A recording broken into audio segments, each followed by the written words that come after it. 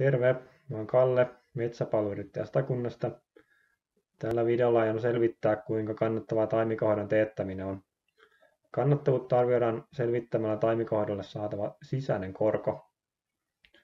Taimikonhoito vaikuttaa myös maisemaan, metsässä kulkemisen helppouteen ja esimerkiksi marjasatoihin, mutta tässä videossa keskitytään vain puutuotannon kautta saatavaan taloudelliseen hyötyyn. Ja jos metsä näyttää samalta kuin tuossa taustalla, niin on taimikonhoidon aika. Jokainen metsä on aina omanlaisensa. Tästä syystä yleispätevän arvioinnin tekeminen on mahdotonta. Tässä arvioinnissa käytetään seuraavia oletuksia.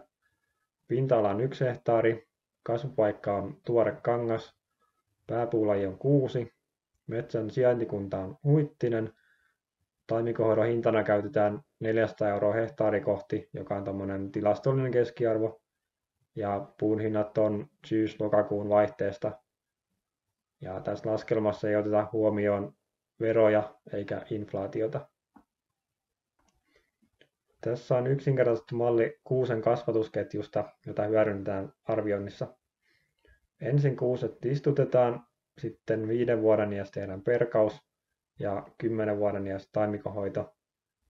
Siitä muutama vuosikymmen eteenpäin tehdään ensiharvennus ja myöhemmin niin sanottu kakkosharvennus.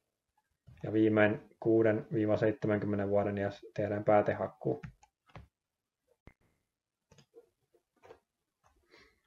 Tässä on sisäisen koron kaava.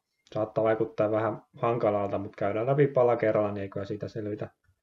NCF on nettokassavirta, T on aika vuosina, IRR on sisäinen korkokanta, jota nyt ollaan selvittämässä, IN on investoinnin jäännösarvo, N on investoinnin pitoaika vuosina ja I0 on investoinnin hankintameno. Tässä laskelmassa taimikonhoidon hyöty loppuu päätehakkuuseen.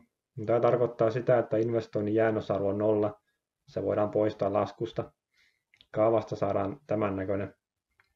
Ja kun tästä muodostuu lauseke, siitä tulee tällainen.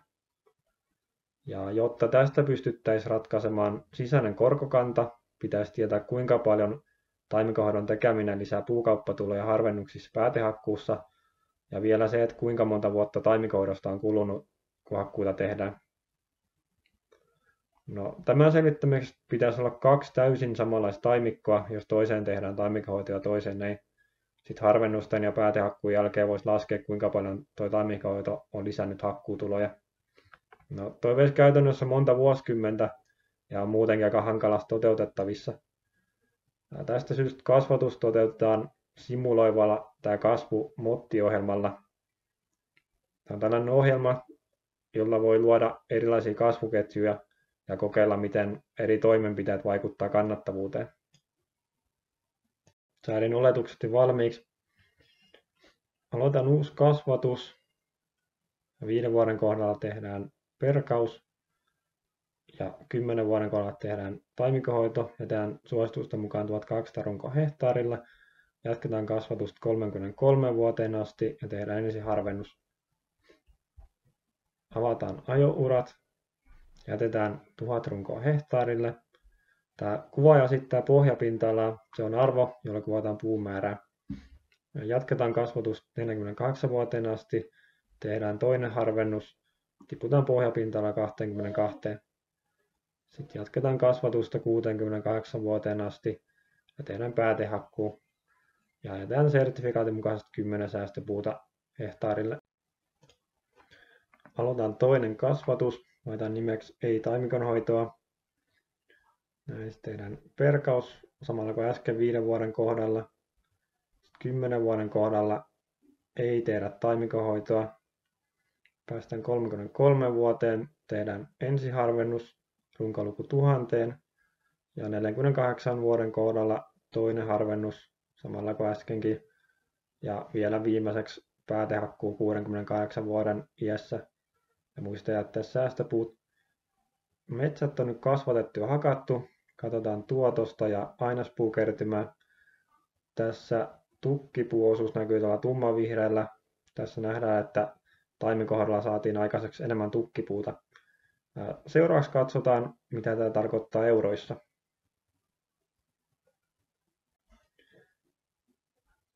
Tässä on taulukko puukauppatuloista 2 eri kasvatusketjulla. Taimikonhoito lisäsi tuloja joka hakkuulla. Katsotaan taas aikaisemmin muodostettua lauseketta. Se oli tämän näköinen. Nyt voidaan syöttää saadut arvot lausekkeeseen. Näin. Vaihdetaan vielä taimikonhoidon hinnaksi 400 €. Kaava on nyt valmis. Tästä voidaan laskea sisäinen korkokanta. Se on 5,4%. Tätä saatua arvoa voidaan vielä verrata yleisten sijoituskohteiden tuottoon. Nämä arvot voi vaihdella alueellisesti ja voi olla eri lähteissä eri suuruisia, mutta suuruusluokka on suurin piirtein tämä. Taimikonhoito vaikuttaa tämän laskelman perusteella kannattavat sijoitukselta. Pörssiosakkeilla voisi saada parempaa tuottoa, mutta niissä on tietysti riskitkin suurempia. Kiitos kun katsoit.